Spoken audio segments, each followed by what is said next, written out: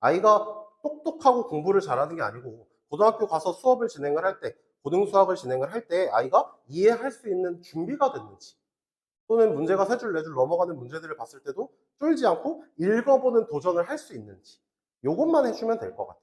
초등학교 때는 특히나. 자, 초등학교, 중학교 1학년 때까지는 그렇게 학습 성향을 만드는 걸 저희가 중점적으로 무조건 진행을 하고 있고, 그게 무조건 1순위로 진행이 되고 있다. 이렇게 말씀드릴 수 있을 것 같습니다. 그래서 세 가지 차별화 전략에 대해서 좀 말씀을 드리고 오늘 종료를 할 건데, 첫 번째는 책임지는 학습량입니다. 자, 학원에서 할 수 있는 만큼은 최대한 학습량을 책임져 드리려고 합니다. 그래서 첫 번째는 아발론과 같이 진행되는 내용이지만 아이들이 숙제 미완료됐을 때 숙제 완료, 숙제반을 진행을 한다. 그래서 저희가 차량 운행을 하고 있는 것도 숙제반 종료하고 보낼 수도 있게. 그래서 어머님들의 양해가 조금 필요한 내용이긴 해요. 어머님 오늘 수업 끝났는데 애가 숙제를 안 해왔어요. 다음 차 타고 가야 될 것 같습니다. 어머님들이 좀 양해를 해주셔야 돼요. 저희 마음대로 진행을 할 수는 없으니까. 그래서 어머님들이랑 소통하면서 그렇게까지 조금 진행을 한다. 또는 아이가 어머님 지금 저희 2시간 정도 수업을 진행하는데 조금 어렵다. 개인 보강 좀 진행해줘야 될 것 같다. 저희 같은 경우에는 가능하다면 최대한 개인 보강 진행해드리려고 합니다. 소수정예를 진행하는 장점이기도 하고. 그렇게 했을 때도 하원이 늦어질 수 있다. 그렇게 했을 때 어머님들이 또 양해를 같이 해주셔야 된다. 아이가 하기 싫다고 해도 어머님들이 좀 해주셔야 됩니다. 그래서 어머님들도 하고 저희도 하고 당연히 아이들이기 때문에 소통도 하고 어느 정도 우쭈쭈도 해줘야 되는 건 하지만 그래도 약간 강단 있게 할 때는 같이 좀 도와주셨으면 좋겠다. 그래서 학원에서 해줄 수 있는 책임 학습량을 최대한 도와드리려고 합니다. 저희가 양으로 어느 정도 잡아놓는 걸로 해야 될 것도 분명히 존재하기 때문에 그거는 저희가 꼭 약속드릴 수 있는 내용이다라고 말씀드릴 수 있을 것 같고, 두 번째는 학습 성향 변화 추구입니다. 아까 말씀드렸던 것처럼 성향 잡는 게 제일 중요하다고 생각을 합니다. 그래서 학습 성향 1, 소위 말하는 공부 잘하는 학생, 이게 아니죠. 공부를 잘할 수 있는 준비가 될 수 있게 성향을 바꾸는 걸 목표로 합니다. 아이가 혼자 앉아서 문제를 풀 수 있다. 적어도 3, 40분은.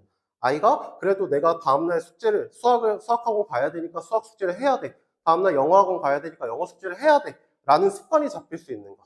이것도 시간이 조금 필요하긴 한데 어머님들한테 지속적인 소통을 드리면서 저는 6개월 정도를 생각을 합니다. 항상 6개월 이상 넘어가면 너무 늘어지는 거기도 하니까 저는 최대 6개월 정도로 보고 아이가 현지에 부족하다면 어머님 좀 도와주세요. 집에서도 좀 이렇게 해주세요.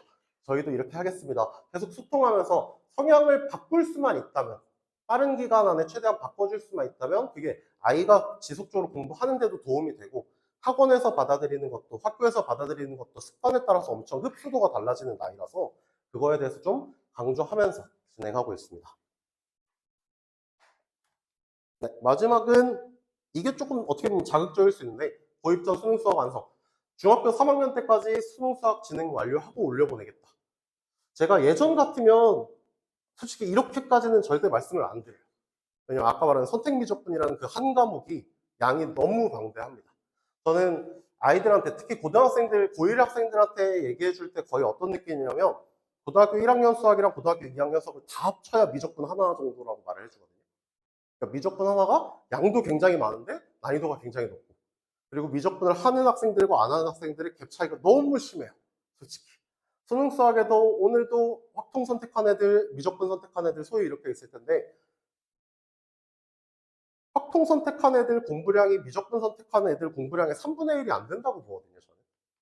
그래서 그 내용이 너무 방대해서 그전엔 이렇게까지는 제가 자극적으로 말을 못하는데 이번에 선택 과목이 분명히 빠졌고, 특히나 교육과정이 수학은 특히나 교육과정이 지금까지 변화하면서 한 번도 어려워진 적이 없어요. 단 한 번도. 제가 고등학교 때부터 지금까지도 한 번도 교육과정이 어려워진 적이 없고 내용이 엄청 줄었기 때문에 제가 이번에 준비하고 있는 건 초등학생 때부터 그리고 저희는 중학교 때까지도 거의 개별 진도, 무학년제로 진행을 합니다.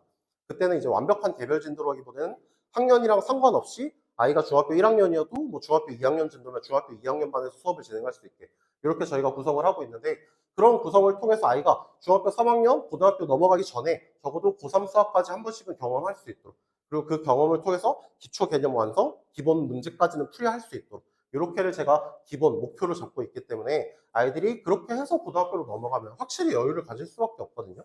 그래도 고1 넘어가면 무조건 1등급인가요? 아, 그거는 아닙니다. 제가 봤을 때. 그래도 공부량은 잡아야 돼요. 그래도 아이들이 한 번, 두 번 정도 기본 완성을 해봤을 때 자신감도 생기고 재미도 생기고 여유도 생기기 때문에 저는 서미부 원장님이랑 제가 파이널 수학에서 진행하고 있는 건 지금 진행하고 있는 특히 초등학교 또는 중학교 1학년 학생들은 중3까지 수능서 완성하고 올려보내야 되는 걸 이걸 기본 목표로 진행하고 있습니다.